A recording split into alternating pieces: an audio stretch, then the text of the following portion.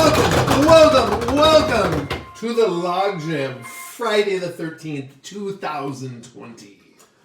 Yeah, and I don't know, I mean, maybe you're not superstitious, maybe you're just a little bit superstitious, but it's Friday the 13th. It is Friday 2020. And it is 2020, and I think those things together allows us to mix the metaphor with Mike Myers and Friday the 13th, because tomorrow could be the scariest day on the history of the planet. Yeah, we're talking asteroid shit. We're talking, Mercy get a first win. We're talking, I'm just saying. Anything could happen on Friday the 13th. This weekend could be crazy. Last weekend was pretty crazy. Yeah. But we're back. Nice to be back, huh?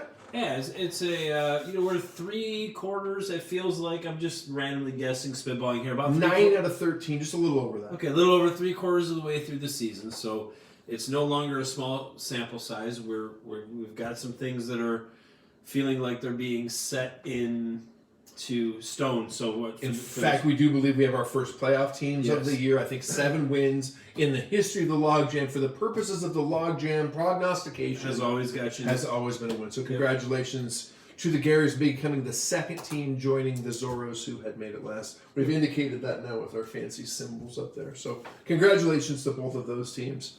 On the other end, looks like a couple teams might be falling out of contention. I would say that if 7 wins get you in, 7 losses at this point probably would be sending you on your way out. I mean, we check with the information coming in from the data centers, the polls, the logarithms, all those kinds of things. It sounds like Corey has at least a mathematical chance. Sure.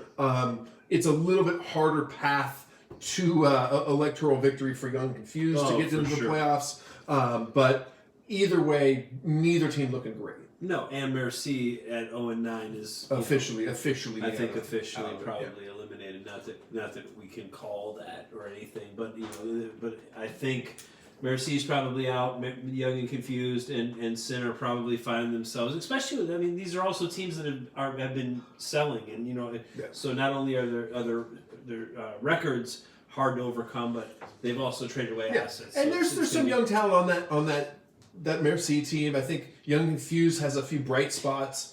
I think guys that he'll be keeping into the future. So they're not like complete waste, but they're probably looking for next year. By our math, that leaves us with 5 teams vying for 4 playoff spots. Which I would say, being like, again, the fact that the Zorros and the Gayers or Gare Bears or whatever, the Scoregasms, they're in. They've got the advantage on buys. Those aren't secure yet. But those guys are probably the point totals and the current records. We're gonna call them in. I think you're right. Daddy, Pimps, Fury, Poway, Avalon. I really think that's where we're looking right now for the next 3 weeks, right? 4 weeks. That's it. There's 4 weeks left for the next 4 weeks. If you're watching this podcast, if you're a fan of this league, I think that's what. Because Daddy's, Pimps, Fury, Poway, Avalon, that's going to be where we're watching those matchups, because that's going to be determining who's getting in. And I think it's safe to say the 6 and 3 teams are in much better position than 5 and 4, or the Avengers down to 4 and 5. Well, sure. We're out of it, looking to get back in it, trying to catch up. But we did catch up with points with Poway, and you had a huge week. You definitely are the winner of some financial gains this week with the. We'll get to that. We'll get to that over here for sure. But either way, Pimps, Fury, and anything. This is what I was going to say. Anything can happen when they're this close right here, because what we haven't forecasted out is schedule, right? I know myself. I have a pretty tough schedule. I play some of the top teams. So maybe Daddy plays Merci, Young, and Sin, and you happen to have the opposite end. I know who I end up with, and it's Titans, Pimps, and Zorros, and that doesn't sound like that great. This is what I'm talking about, So it's not only are you at 4 and 5 trying to get in, but now all of a sudden the schedule doesn't favor you. So it's going to be interesting to watch those in particular 5 teams, I think. Yeah, and again, 6 and 3, you feel like you're in pretty good shape, but who knows? Sure. So there's a race at the end. Brings us to the league meeting. Yes. Darren, when is that? August 22nd. It is a Sunday, and if it's not, it's on a Sunday. The league meeting's on a Sunday. It's the 22nd. We believe it's the 22nd. We're talking about Sunday. What did we say? 10 a.m. 10:30. 10 a.m. Let's do 10 a.m. at the Casa de Farrell, the login we've called it. Login. North Phoenix, where we held the draft. Yes. So we'll get. I don't know that it's going to be warm enough to have a pool party this time around, but we will definitely have a mid-season meeting. We'll vote on some things that you guys want to talk about. If you want to bring votes, we'll talk. We'll try to clarify everything. We'll kind of put up whatever structures you want. But I know Gary won't be there because he won't be back in town, so we'll have to do him virtually, which kind of sucks because the one cool part about this meeting is that it's also the trade deadline historically. So being the trade deadline, there's usually some. I'm sure he'll be able to communicate. He'll be on the phones. He'll have his people texting and out, and I don't think it will cause anything in that way because the deadline does have a little bit of time to breathe. I don't know how many more trades he can actually even make. I know. I think he probably, when the historian finally goes back and tells the tale of this season, he may have made the most trades in a season. Also, I think he's approaching it, if not close. We'll have to check that out. I would think so. I would think he has the most trades this season. I do have to give a little shout out to Little Gary on the post. We may try to get him on the pod to go a little more in depth. He went back through this season's picks. Darren, congratulations. You were whooping my ass in picks. That was crazy. Yeah. I don't think either one of us thought that. I think both of us probably thought actually the opposite because you said it. You were like, well, there's no way you're up near me. I just believed it. I was like well, just pull the Tony Thornhizer. Yeah. He said, I beat you in the game, therefore I beat you in the game. Turns out that's not true. He's a prognostication it's closer than you're making it sound, but so far I'm winning. So we'll get to where I fall on my face toward the end of the year. One of these days we'll get him a couple of beers and maybe send him back through season 1 and season 2. See really where things lie. But yeah, they're probably not on my side. I doubt that. I'm not very good at that game. Before we get into picks next week, what do we talk about the week that was, huh? Yes. Last week, what was it, 9? Yeah. Some games here that determine some of these setups you're seeing where some teams officially fell out and some teams continued to stay in the pack. So let's start with what I thought was probably the game of the week. It had to be. Zorros were out there in front of the pack. Fury in the middle of it, but saying, "Don't count me out just yet." It seems to be Chris's staple. Is just stick around, get in the playoffs. And then guess who comes to his rescue as he has every season for, was it 4 years, 100? He's had Patrick Mahomes and Travis Kelce. I think this is the 13th year he's had those guys. It feels like it. And if not, it's close to it because every week when we talk about the Fury, we talk about Mahomes eats a 40 burger. And Travis Kelce is a tight end in that spot. Does get a nice start from Curtis Samuel, I think, really kind of makes the difference. But again, not a bunch there. For the Zorros, kind of playing 3 QB roulette this year. Just sort of run different guys out. They're all, up there. He isn't making a bunch of mistakes, but outside of Devontae Adams has been his stalwart.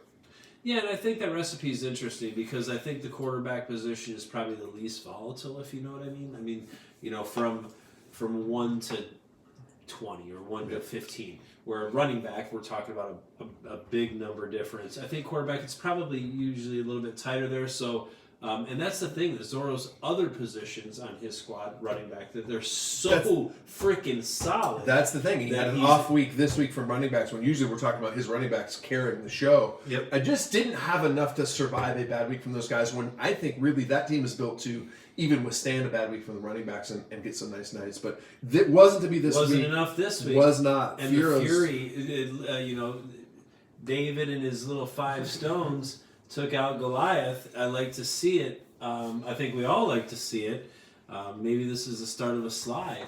Yeah, I was rooting for Fury to come a little bit closer and have someone else about him with the playoffs. I think we might have even said, hey, we think Joel's going to win, but we... And he doesn't fucking watch, so root against him, so, fuck him anyway.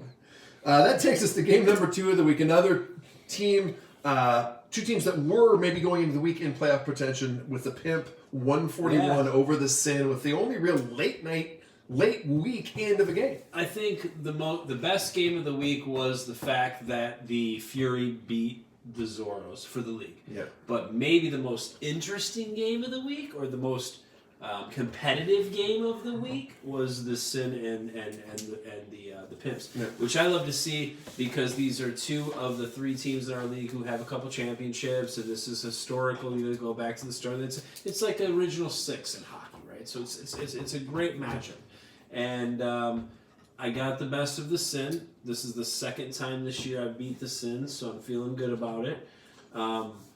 And what a game! I told him I was going to bring the Monday Night Curse. I'm like, I'm just going to probably show up with the Monday Night Curse, and it actually happened, which was kind of nice too. Because James Crowder, who, why the fuck would I play him when I have Juju Smith-Schuster? I just should make it easy on myself. But anyway, overcoached myself. It doesn't matter. The guy had like 2-3 catches. One of them was a touchdown. The first one, the one that was enough. I texted you earlier in the game when Brashad Perryman scores, thinking, he was on the waiver wire. Maybe he could have been your guy. Turns out it doesn't matter. I love that you texted me too early, and I got to text you back. Yep. Kyler with a fantastic game. Tyreek, as usual. It was enough to get the Sin. Ultimately, Teddy Ballgame shows up in the QB tenuous situation and puts up a big number. Here's the other thing, I played the Sin the 1 week. I'm thinking to myself, I played the Sin the 1 week that he has Christian McCaffrey. Right. The guy puts up 64 points or whatever it was, and he hasn't played for 6 weeks, and he's not going to play for another. I think he's going to retire now. But the one game I play is, he puts up 28. I don't think he put up 64, but yeah, we're exaggerating a little bit, I believe. A win's a win. I snuck it out, and Corey, all respect to you, sir. Always a pleasure playing you, and always a competitive battle. So just good for the league. That's good for the league. The third one we put on here probably was, another. It's the team sitting at 2 and 3 right now. Probably could have been talked about as the game of the week, but the Scoregasm 137 over Daddy 125. Yeah, Scoregasm keeps rolling. That's what he does. He keeps rolling. He scores enough points, and every year we talk. He's loaded. We talk about Aaron Rodgers. We talk about random receivers, little guys here and there. I think it's A-Rod and the 7 Dwarves over there is what it looks like to me. It's A-Rod putting up big numbers. Aaron Jones didn't have a big week. It was kind of it was kind of to get you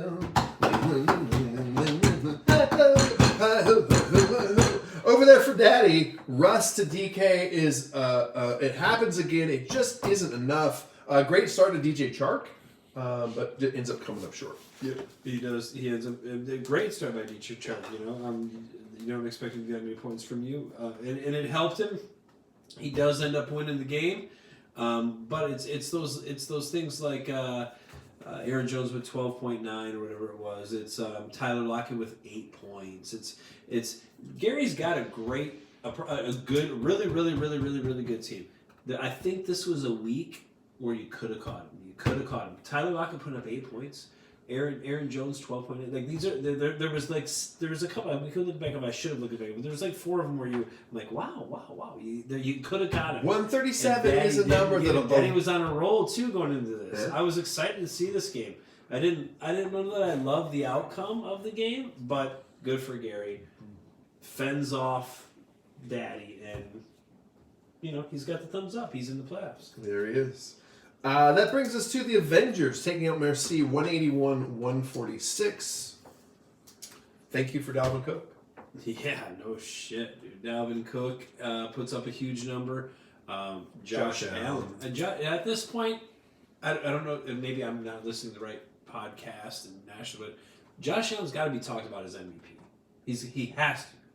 He has to be talked about as MVP. I mean, I guess with Russ having 4 turnovers this week, that maybe brings him back into the conversation. I think if it was, it's not necessarily Josh Allen has had games like this. He's had I think a few more down games. Year, dude. Solid. They have just abandoned the run.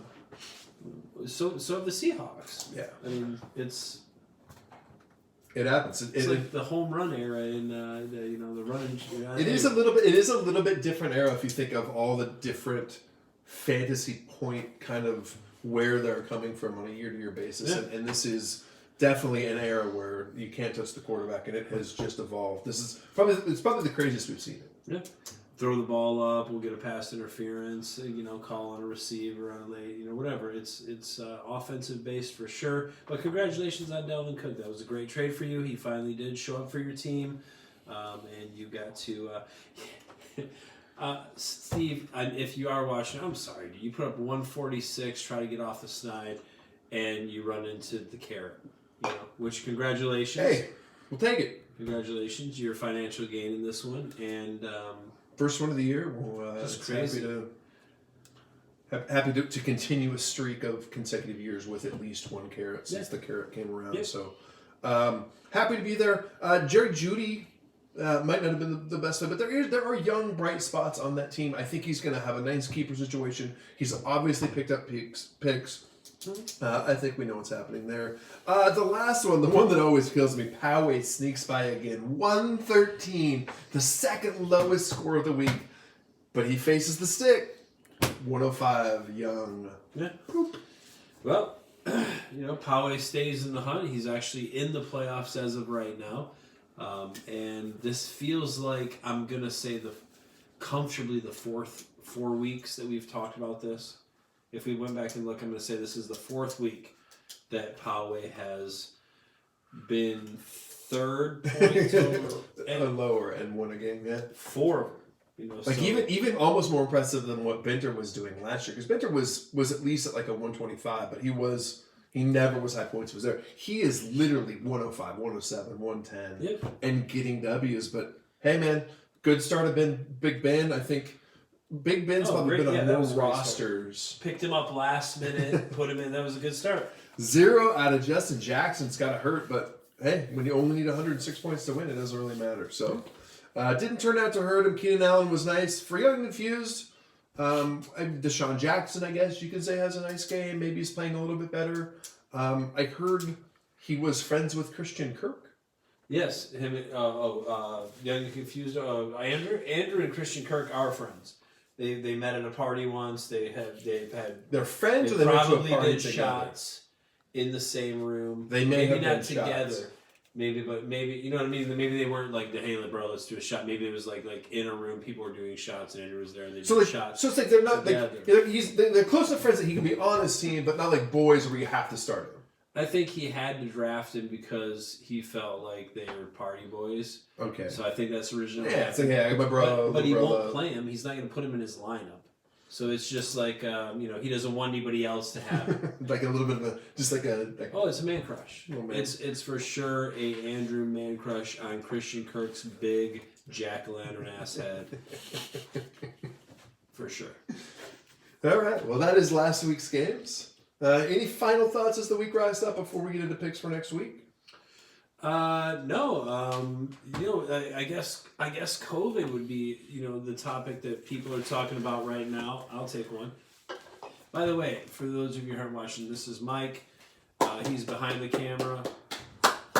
He runs us down cold beverages. Not that we need them, but it's always essential. So we just does a lot of our IT stuff. Oh yeah, all of our graphic work. A lot of the graphic work is done. Even though it's in Tom Brea's handwriting, it's still Mike Graphics. It's okay. Don't worry about that. All right. So COVID-19 in 2020. What's happening? Well, it's getting a little bit crazier as we go. We've survived so far. I'll tell you this. I didn't think when we voted to play that we were going to get this far. I really didn't. No, I just wanted to play. I wanted to be like, fuck it. We're going to be resistant. We're just going to play. And what happens, happens. And it's worked. That crazy mentality of like, let's just let it play and then has so far worked. I didn't think it would. I am surprised that we are currently in Week 10 and we actually... We're talking about adding playoff teams because we don't know if we're going to finish the season. Right. Has been floated. College football is a situation where, there are multiple games shut down for this week. There are teams that are starting to shut down. There are schools. I think the Ivy League, who is always kind of the bellwether, the one that's ahead, they canceled winter sports this year. The city of Chicago has shut down. I don't know where we're headed. I guess you're right. I'm glad the Super Bowl isn't in Chicago this year. That's for sure. But different states that I'm glad it's not in this year. As for the NFL right now, like you are seeing more players on more teams on COVID, but so far not having to cancel games. I mean, there are places that are shutting down and on and off, but so far so good. Yeah, it's also interesting to me, like other places that there's what does CDC say? It's a 14-day quarantine with contract tracing. So these guys like Roethlisberger or whoever it might be is on the COVID-19 list, which means it's like 3 days. Yeah, it's like 3 days, 2 negative tests. He's good. He's good, and they're playing again. And so far, it's worked. I think the answer is we all know it's a business and it's a and that's different than colleges business. Are public institutions for the most part, and I think there's always going to be that layer. Living conditions are this different, is a professional sport. As of right now, they have college kids on campus in some places, and places have shut down and don't. We got to figure that out. We got to say, hey, maybe college athletes should be going virtually.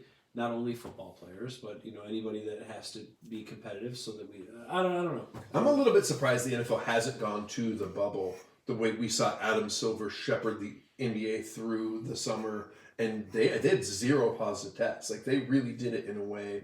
I don't know how feasible it is. We again talked about that with players and teams, but at some point, why aren't they building around their facilities? It's financial, and I mean it has to, because what you're saying is it makes sense, right? I mean, other, it's the NFL. They're the biggest money-making sport probably out there, and they are very arrogant about that. So other sports have had success, but the NFL says, hey, we're going to play in our own stadium. Jerry Jones wants the money to come to the Dallas Cowboys. He doesn't. A bubble would mean what?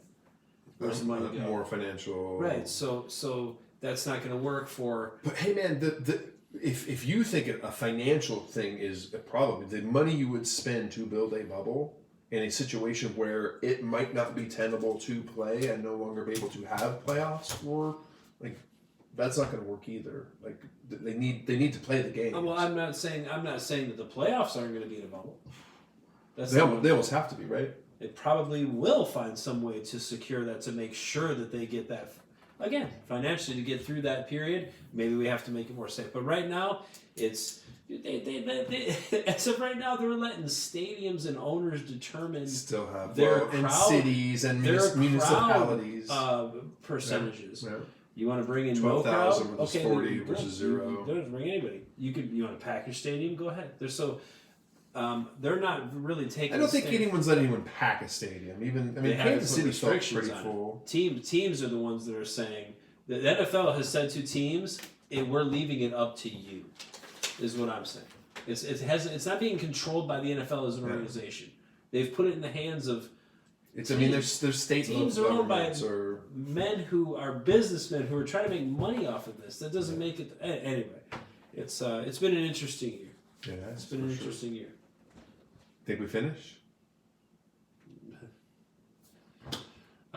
We haven't gotten to the topic of Ari yet. We should probably cover that. Are we gonna? Was that? No, I'm sure he's not watching. That's probably another. I think that might be another episode. It should be.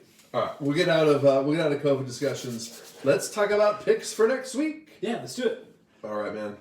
Game number 1, game of the week. We've got you hosting your mom's pimps hosting Windy City Score Guys.